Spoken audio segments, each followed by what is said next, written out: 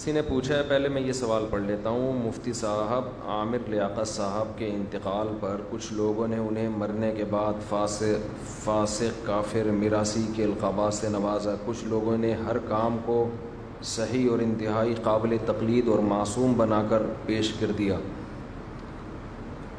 اس بارے میں آپ اپنا موقف بتائیں، ساتھ ساتھ ان میمرز کو بھی نصیحت فرما دیں جنہوں نے ہنسی مذاق میں کوئی حد اور لمٹ ہی نہیں رکھی ہوئی۔ جس کے پیچھے پڑ جائیں اسے شدید ذہنی دباؤ اور ڈپریشن میں مبتلا کر دیتے ہیں۔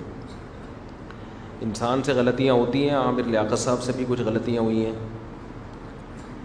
اور کچھ سنگین نوعیت کی غلطیاں بھی ہوئی ہیں، جس میں خاص طور پر ڈاکٹر ذاکر نائک کا مذاق اڑانا، جنید جمشید کا مذاق اڑانا، پھر اس کے بعد جو خلیل الرحمان ہے نا، جنہوں نے میرا جسم میری مرضی والے کو بڑا کرارا جواب دیا تھا، اس پہ عامر لیاقت صاحب نے خلیل الرحمان کو سنائی، اور جو خلیل الرحمان تھے ان کی برداشت میں دیکھ رہا تھا، وہ بار بار کہہ رہے تھے میں آپ کی عزت کرتا ہوں، آپ کی عزت کرتا ہوں۔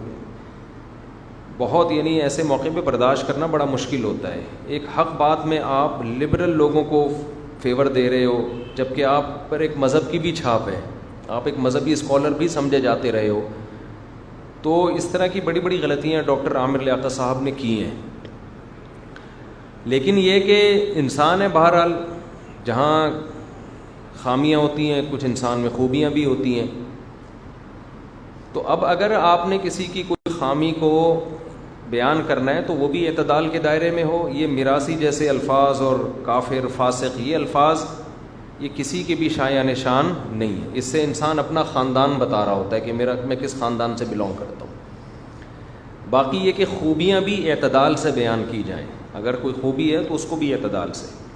ابھی جو ڈاکٹر صاحب کا جو خاتمہ ہوا ہے نا جس قسمہ پرسی میں، وہ قابل ترس ہے، اس میں میں کم از کم ڈاکٹر صاحب کو فیور کروں گا، جیسی بھی زندگی گزری، لیکن جو اینڈ ہوا ہے نا اس میں زیادتی ہوئی ہے ڈاکٹر عامر لیاقت کے ساتھ۔ اب کیا زیادتیاں ہوئی ہیں وہ میں بیان کروں گا تو فیملی کے مسائل بھی آ سکتے ہیں ان کے، اور بچے بھی آ سکتے ہیں، بہت ساری باتیں ہو سکتی ہیں، پھر وہ میں زیادہ اس میں نہیں جاؤں گا۔ لیکن بہرحال ایک مظلومانہ موت ہوئی ہے۔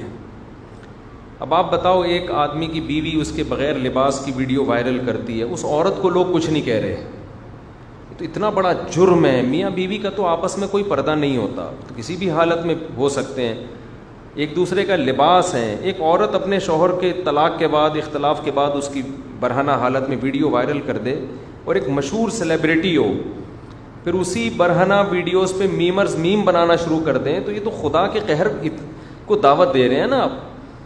اس سے تو آدمی نے ڈپریشن میں ہی مر جانا ہے آدمی نے۔ وہ پتہ نہیں ہوا کیا، جنریٹر کا دھواں کی وجہ سے موت ہوئی کیا، وہ مجھے نہیں ڈیٹیل میں گیا، لیکن عامر لیاقت صاحب کے ساتھ اگر یہ واقعہ نہ بھی ہوتا جنریٹر کا یا کچھ بھی، یہ ویسے ہی اس نے مر جانا تھا۔ جو حالت تھی نا، چیخنا چلانا راتوں کو اٹھ کے۔ تو آپ خود سوچو، اپنے بارے میں سوچو آپ، کہ آپ کی کوئی ویڈیو بغیر لباس کے وائرل ہو جائے، جو غیر مشہور آدمی ہے وہ ٹینشن سے مر جائے گا، تو جو مشہور آدمی ہے اس کی کیا عزت۔ اور پھر اس میں میم بھی بنانا شروع کر دیں۔ میمرز کو بھی شرم نہیں آتی کہ تم کسی کو اس طرح سے کیوں ایکسپوز کر رہے ہو۔ تو یہ 100% اگر عامر لیاقت صاحب میں غلطی تھی تو یہ میمرز بھی غلط ہیں، اور ان کے ساتھ جو لاسٹ فیملی نے زیادتی کی ہے یہ بھی 100% غلط ہے۔ اس عمل پہ بھی لعنت بھیجنی چاہیے، اس کو بھی برا بھلا کہنا چاہیے۔ میرا تو خیال تھا اب اس پہ کیس ہوگا، کہ کسی کی برہنہ حالت میں ویڈیو وائرل کرنا یہ تو پاکستان کے جو لا ہے اس کے تحت بھی غیر قانونی حرکت ہے، لیکن میرا خیال ہے ڈاکٹر صاحب اتنی ڈپریشن میں تھے کہ وہ کیس بھی شاید نہیں کیا انہوں نے۔ تو اچھائیاں بھی ہوں گی، خوبیاں بھی ہوں گی، خامیاں بھی ہوں گی، ہر چیز اعتدال سے ہونی چاہیے۔ اور اب تو جو مرنے والا ہوتا ہے وہ تو اپنے انجام کو پہنچ گیا۔ ہمارے لیے حکم یہ ہے کہ خامیاں تھیں تو مغفرت کی دعا کی جائے کہ اللہ ان خامیوں کو معاف کر دے۔ ایمان پر، بہرحال ایمان پر موت ہوئی ہے۔ مرنے کے بعد کسی کو میراثی، فاسق، اس طرح کے الفاظ کرنا یہ اپنے غیر خاندانی ہونے کی دلیل ہے۔ آپ اپنا خاندان بتا رہے ہوتے کہ میں کیا ہوں، یہ بہت بری حرکت ہے، اور خاص طور پر دیندار لوگوں پہ تو یہ بالکل بھی سوٹ نہیں کرتا۔ لوگ تو کوشش کرتے ہیں ان سے اخلاق سیکھیں، کیونکہ بعض دینداروں کی طرف سے اس طرح کی باتیں آئی ہیں۔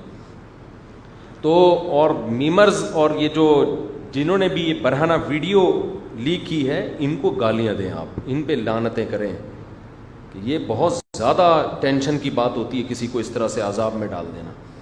تو اللہ تعالیٰ ان کو ہدایت دے. میمرز کو بھی دیکھو, میمز بنانا اگر اس میں صرف ہنسی مذاق کی بات ہے تو وہ تو میری بھی میمز بنتی ہیں, بہت ہی زیادہ بنتی ہیں, پہلے ان کی منع کرتی تھیں, ہماری بھی بنتی ہیں. وہ لطیفہ نہیں ہے, وہ قاری صاحب نے قبر کے پیچھے سے, میں ایئرپورٹ گیا کراچی ایئرپورٹ, تو ایئرپورٹ کے آفیسر مجھ سے ملنے کے لیے آئے, انہوں نے مجھے دیکھ لیا, مجھے اب دفتر میں بٹھایا, چائے منگوائی, کہہ رہے ہیں یار میری ڈپریشن ختم ہوتی ہے آپ کے شارٹ کلپ دیکھ کے. ایئرپورٹ کے آفس, سیکیورٹی آفس. تو میں نے کہا کیسے؟ انہوں نے پھر اپنا میرا چٹکلا سنایا مجھے. انہوں نے کہا وہ لطیفہ تھا کہ قاری صاحب جو تھے بیمار نہیں ہوتے تھے, فارورڈ کر کے نا سنا رہا ہوں جلدی جلدی, آپ لوگ بھی بور ہو چکے ہیں نا, کہ کہہ رہا ہے ایک لطیفہ گھسا پڑ بہت ہو گیا. وہ قاری صاحب بیمار نہیں ہوتے تھے, چھٹی نہیں کرتے تھے, بچوں نے پلان بنایا کہ آج ان کی چھٹی کرائیں گے. قاری صاحب قبرستان کے قریب سے گزر کے کہتے تھے السلام علیکم یا اہل القبور, روزانہ معمول تھا. ایک دن بچہ قبر کے پیچھے چھپ کے بیٹھ گیا, قاری صاحب گزرے السلام علیکم یا اہل القبور, قبر کے پیچھے سے آواز آئی وعلیکم السلام بھائی عبد الغفور, ان کا نام عبد الغفور تھا. وہ قاری صاحب تو بے ہوش ہو کے گر گئے کہ آج تو مردے نے رپلائی کیا ہے. تو کہنے لگے یار میں سن رہا ہوں اور ہنستا جا رہا ہوں. تو میمز میں کسی کی توہین کرنا جائز نہیں ہے. قرآن نے صاف طور پہ کہا ہے کہ نام نہ بگاڑو ایک دوسرے کے, تمسخر نہ کرو. مزاح اور مذاق میں فرق ہے. مزاح نبی صلی اللہ علیہ وسلم نے بھی کیا ہے, مزاح کیا ہے. بہت سارے واقعات ہیں حدیث میں جس میں آپ نے مزاح کیا. مذاق اڑانے کا مطلب یہ ہوتا ہے کہ آپ اگلے کو ایک تماشا بنا رہے ہو میمز کے ذریعے. تو ڈاکٹر عامر لیاقت کا مذاق نہیں اڑایا گیا, یہ آخری دنوں کی بات کر رہا ہوں جس میں بغیر لباس کے جو ان کی ویڈیو وائرل ہوئی ہے اس میں تماشا بنایا گیا ہے. یہ کل آپ کے ساتھ بھی ہو سکتا ہے, جو میمرز ہیں ان کے ساتھ بھی ہو سکتا ہے. اور اس میں آپ عورتوں کو, جو اس طرح کی شرارتی عورتیں ہیں ان کو آپ پروموٹ کر رہے ہو. اس کا تو مقصد ہی یہی تھا ذلیل کرنا. ہونا تو یہ چاہیے تھا اس کے خلاف میم بناتے جس نے اپنے شوہر کی ویڈیو وائرل کی ہے.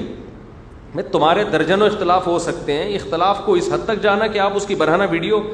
اچھا یہ بات میں بار بار کہتا ہوں, طلاق کے بعد میاں بیوی ایک دوسرے پہ الزام لگاتے ہیں, ان الزامات کو سچا نہ سمجھا کریں, کبھی بھی سچا نہ سمجھا کریں, چاہے کتنا بڑا ہے. عورتوں کی عادت ہوتی ہے طلاق کے بعد شوہر پہ فحش الزام لگانا, کیونکہ ان کے پاس سب سے بڑا حربہ فحش الزام. ان کو پتا ہے کہ لوگ میری بات پہ یقین کریں گے کیونکہ گھر کے اندر کے حالات بیوی کے علاوہ کوئی نہیں جانتا. عورت کو پتا ہے بھائی میں نے اگر کہہ دیا نا لڑکیوں سے بات کرتا ہے یا یہ کرتا ہے, فوراً یہ میرا نعرہ مارکیٹ میں چلے گا, اور اس نعرے سے مرد بھی متاثر ہوتے ہیں, باتیں کرتے ہیں. دیکھو اس کو تو بیوی اس کے بارے میں یہ کہہ رہی تھی, دیکھو اس کی تو بیوی اس کے بارے میں یہ کہہ رہی تھی. تو بھائی جب طلاق ہو گئی ہے تو دشمنی ہو گئی نا. اب تو بیان ہی معتبر نہیں ہے شریعت میں. دشمن کا دشمن کے خلاف گواہی معتبر ہوتی ہے؟ کبھی بھی نہیں ہوتی. دوست کی دوست کے حق میں گواہی معتبر نہیں ہے, اور دشمن کی دشمن کے خلاف گواہی معتبر نہیں ہے. دشمن کی دشمن کے حق میں گواہی معتبر ہے, دوست کی دوست کے خلاف گواہی معتبر ہے. اصول یہ ہے شریعت کا, دنیا کا اصول ہے, صرف شریعت کا نہیں ہے. تو یہ بہت ہوتا ہے سیلیبریٹیز میں, جب میاں بیوی میں علیحدگی ہوتی ہے تو دونوں نے ایک دوسرے پہ الزام لگانے, میڈیا کی زینت بننا ہے. اس میں جو الزام لگا رہا ہے اس پہ لعنت بھیجو. بولے جب تیرے علیحدگی ہو گئی ہے, طلاق ہو گئی ہے, تجھے کیا اس عورت کے پیچھے پڑا ہوا ہے تو ہاتھ دھو کے, وہ ایسی تھی تو ویسی تھی, وہ یوں تھی تو وہ یوں تھی. اور عورت کو بولو تجھے کیا ہے کہ تو اپنے میاں کے الزام لگا رہی ہے کہ وہ ایسا تھا. علیحدگی ہو گئی نا, تو کہیں اور شادی کر, اس کو کہیں اور کرنے دے, تیری کیا تکلیف ہے تجھے. لوگ چسکے لے لے کے سن رہے ہوتے ہیں, ابے دیکھا یار اپنی بیوی کو, ابے ایسی تھی, اور وہ عورت اس کے بارے میں کہہ رہی ہوتی ہے, اور پھر لوگوں کو تائید بھی مل جاتی ہے. تو صحابہ میں بھی طلاقیں ہوئی ہیں. حضرت عمر نے اپنی زوجہ کو طلاق دی تھی, کتنے بڑے امیر المومنین تھے, خلیفہ تھے. بچے کے بارے میں کیس آیا حضرت ابو بکر کے پاس کہ بچہ کس کو ملے گا. حضرت عمر کہہ رہے تھے بچہ میں رکھوں گا, ان کی زوجہ کہہ رہی تھی بچہ میں رکھوں گی. لیکن الزام تراشیاں کہیں بھی نہیں ہے کہ امیر المومنین نے طلاق دی. اب عورتوں سے لوگ آ کے پوچھ رہے ہیں کہ ان کی زوجہ سے کہ امیر المومنین نے طلاق دے دی, بھائی کچھ تو ہوگا, تمہارے اندر کوئی تو خرابی ہوگی. بھائی حضرت عمر نے سوچا میرے نہیں گزارا ہو رہا, کیونکہ حضرت عمر تھے انتہائی مسکین, انتہائی غریب. بعض خواتین نے حضرت عمر کے رشتے کا انکار کیا اسی بیس پہ. حضرت عمر نے ایک جگہ نکاح کا پیغام بھیجا, ان صحابیہ نے یہ کہہ کے انکار کیا کہ ان کے چہرے پہ آخرت کے خوف سے ہر وقت سلوٹیں ہوتی ہیں, خوشی ان کے چہرے پہ نظر, آخرت کا خوف اتنا ہے, ہر وقت تو روتے رہتے ہیں, تو ان سے میرا نباہ نہیں ہو سکتا. بعض دفعہ انکار کی بیس سامنے والے کی خوبی بھی ہوتی ہے. تو حضرت عمر تو اتنے مسکین تھے, اتنے غریب تھے, ہو سکتا ہے ان کی زوجہ نے سوچا ہو بھائی ہم اتنا تقوی افورڈ نہیں کر سکتے. حضرت عمر نے کہا بھائی میں تمہارے جیسا نہیں بن سکتا, چلو میوچل انڈرسٹینڈنگ سے کیا کر لیتے ہیں, علیحدگی. بعض دفعہ ایسے بھی ہوتا ہے دونوں ٹھیک ہوتے ہیں, مزاج نہیں بن رہا, چلو بھائی تمہیں فارغ کیا, میں نے طلاق دے دی ان کو. تو کہیں بھی نہیں ملتا کہ اس پہ الزام لگائے ہوں لوگوں نے, ان عورت کی بھی کہیں ہو گئی شادی, ان کی بھی ہو گئی. صحابہ میں ایسے ہی ہوا کرتا تھا, الزام تراشیاں بولو نہیں ہوتی تھی. آج بہت گندا کر دیا ہے میڈیا نے, میمرز نے اور سوشل میڈیا نے, پرسنل لائف میں گھسنا, وہ اس کو گالیاں, وہ اس کو گالیاں, وہ اس کو برا. ایک بات تو یہ سمجھ لو, کبھی بھی نہ جاؤ ان معاملات میں. دوسرا, میں اکثر یہ دیکھ رہا ہوں, اکثر طلاق کے بعد عورت بچوں کو باپ سے محروم کر دیتی ہے. یہ ایسا ہو گیا ہے کہ شاید 1% خواتین ایسا نہ کرتی ہوں. اس میں کوئی عورت کو برا نہیں کہہ رہا ہوتا کہ تمہارا شوہر سے اختلاف تھا, بچوں کو کیوں نہیں باپ سے ملنے دے رہی. اس میں لوگ کیا کرتے ہیں, اتنا بڑا ظلم جو نظر آ رہا ہے اس پہ کوئی کمنٹس نہیں. لوگ کہتے ہیں ان کے پرسنل معاملات ہیں. یہ پرسنل نہیں ہے, یہ بچے باپ سے کیوں نہیں ملتے, یہ پرسنل معاملہ ہے, تو ظلم ہے باپ کے اوپر. جب بھی کوئی بات ہو نا ایسے, ایک باپ جائے گا نا لوگوں کے سامنے رونا روئے گا, یار میری بیوی بچے لے کے بھاگ گئی ہے, مجھے ملنے نہیں دے رہی. کہ بھائی یہ تمہارے پرسنل معاملات, ظلم ہو رہا ہے اس کے اوپر, پرسنل معاملات نہیں ہے. آپ اس ظلم اس کو ختم کرنے کی کوشش کرو. لیکن یہاں پوری قوم کیا ہوتی ہے, چپ, میاں بیوی کا پرسنل مسئلہ ہے. اسی وجہ سے باپ بھی وہ کنارہ کشی اختیار کر کے بیٹھ جاتا ہے کہ میری کوئی سننے والا نہیں ہے. یہاں پرسنل نہیں ہے. اگر ایک آدمی کہہ رہے ہیں میری بیوی بچوں سے نہیں مجھے ملا رہی ہے, بچے میرے خلاف باتیں کر رہے ہیں, اس پہ ایکشن لینا چاہیے. بیٹا کون ہوتا ہے باپ کے خلاف ویڈیو ریکارڈ کروا رہے ہیں, بیٹی کون ہوتی ہے باپ کے خلاف بولے کہ یہ ایسا یہ ویسا ہے. میں سمجھا پا رہا ہوں اپنی بات. ایسے موقع پہ اولاد کو لعنتیں بھیجا کرو. تمہیں شرم نہیں آتی میڈیا پہ آ کے اپنے باپ کے خلاف تقریر کرتے ہو؟ تمہیں شرم نہیں آتی, تم بیٹی ہو کے اپنے باپ کے خلاف تقریر کرتی ہو میڈیا پہ آ کے؟ یہ تمہیں تمہاری ماں نے سکھایا ہے. اس میں لوگ کیا کہہ رہے ہوتے ہیں, دیکھو بچے بھی کہہ رہے ہیں ہمارا باپ ٹھیک آدمی. لوگ پتہ یہ تبصرہ کر رہے ہوتے ہیں, بچے بھی کہہ رہے ہیں کہ ہمارا باپ ٹھیک نہیں ہے, بیٹیاں بھی کہہ رہی ہیں کہ ہمارا باپ ٹھیک نہیں ہے.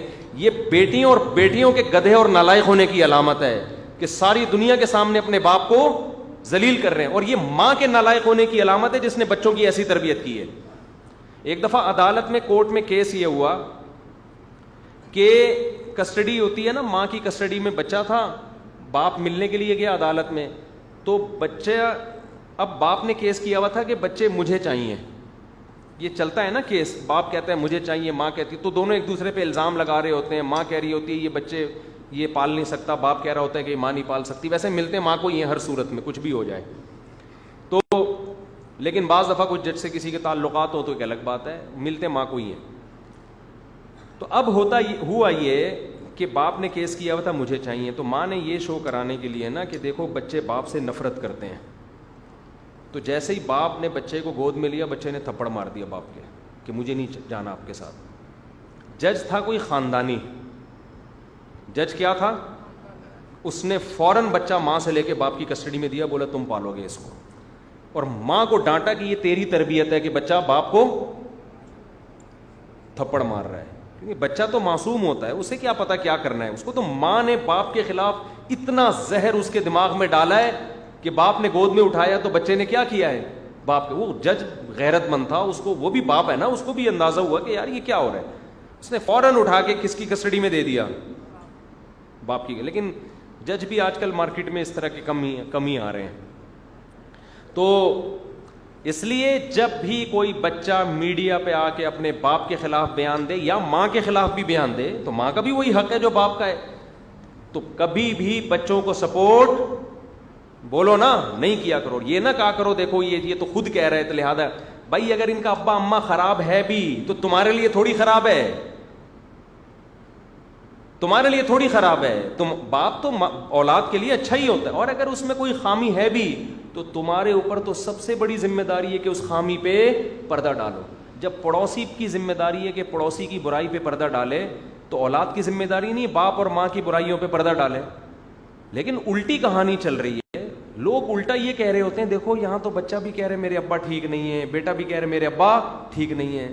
تو لعنت بھیجو ایسی اولاد کے اوپر جو میڈیا پہ آ کے اپنے باپ کو برا بلا کہہ رہی, اور اس سے باپ ڈپریشن میں جاتا ہے. جو اس کی ٹینشن ہوگی, یار میں نے تمہیں جنا ہے, کتنی محبت دیتا ہے باپ اپنی اولاد کو, آپ سوچ نہیں سکتے. جیسا مرضی نالائق ہو, 99.9%, یہ تو نیچرل ہے نا, ماں باپ کے دل میں جو اولاد کی محبت ہے یہ تو نیچرل ہے, یہ ختم تھوڑی کی جا سکتی ہے. کیسا ہی چرسی میں نے دیکھے ہیں, ڈاکو بھی دیکھے ہیں, چور بھی دیکھے ہیں, بڑے بڑے دہشت گرد دیکھے ہیں, اولاد پہ ایسا دل ان کا پگھلتا ہے. یہ انسان کی نیچر ہے. تو اتنا بڑا مقدس رشتہ, اور میڈیا پہ آ کے بچہ بیان دے رہا ہے اپنے باپ کے خلاف, اور وہ بیٹی بیان دے رہی ہے اپنے باپ کے خلاف. تو یہ بہت غلط کلچر ہے.